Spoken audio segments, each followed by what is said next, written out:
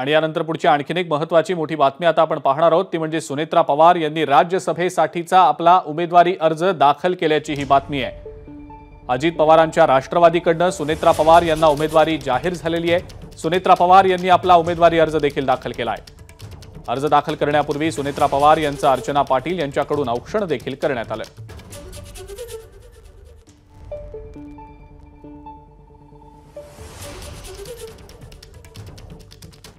तर सुनेत्रा पवार यांना राज्यसभेची उमेदवारी ही सर्वानुमते मिळाल्याचं छगन भुजबळ यांनी म्हटलेलं आहे। पक्षाची काही कंपल्शन्स असतात त्यानुसार ही उमेदवारी दिली गेल्याचं छगन भुजबळ यांनी सांगितलं।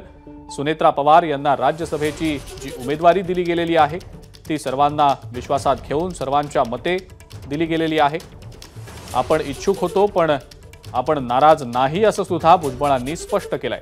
आपल्याला डावललं जात नाहीये, बैठकीला बोलावतात असं सुद्धा भुजबळांनी सांगितलं।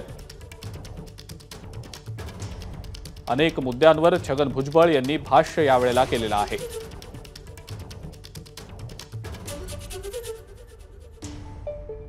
राज्यसभेच्या उमेदवारीसाठी छगन भुजबळ हे देखील इच्छुक होते पण उमेदवारी न मिळाल्यामुळे आपण नाराज नाही असं सुद्धा भुजबळांनी स्पष्ट केलेलं आहे। आपण सध्या आपल्या स्क्रीनवर जी दृश्य पाहतो आहोत ती सुनेत्रा पवार आपला उमेदवारी अर्ज भरण्यासाठी जात असतानाची दृश्य आहेत। राज्यसभेची उमेदवारी राष्ट्रवादी अजित पवार गटाकडून सुनेत्रा पवार यांना जाहीर झालेली होती आणि त्यानंतर आपला राज्यसभेसाठीचा उमेदवारी अर्ज भरण्यासाठी सुनेत्रा पवार विधान भवनामध्ये दाखल झालेल्या होत्या आणि आपला उमेदवारी अर्ज भरण्यासाठी जात असतानाची ही दृश्य आपण सध्या स्क्रीनवर पाहतो।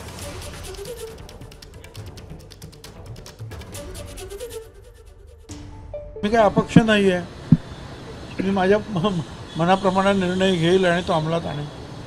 पक्ष जो निर्णय घेईल तो पक्षाचा कार्यकर्ता, पक्षाचा एक मंत्री म्हणा, नेता म्हणा, काही म्हणा, पक्ष जो ठरवेल त्याप्रमाणे आपल्याला वागावं लागतं, त्याप्रमाणे काम करावं लागतं। काही कंपल्शन्स असतात पक्षाची सुद्धा कोणाला तरी उभं करण्याच्या बाबतीमध्ये। माझ्या तोंडावरून दिसतंय काय तुम्हाला नाराज? ज्या पद्धतीनं नाराज विराज काही नाही आहे, ठीक आहे।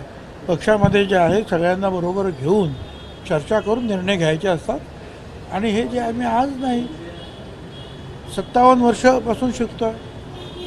शिवसेनेत असताना सुद्धा, पवारसाहेबांबरोबर असताना, काँग्रेसमध्ये असताना सगळ्यांना बसून हे निर्णय घ्यायचे असतात, त्याप्रमाणे ते घेतलेले आहेत आणि त्यामुळे प्रत्येक गोष्ट तुम्ही म्हणाल तुमच्या मनाप्रमाणेच होते असं नाही।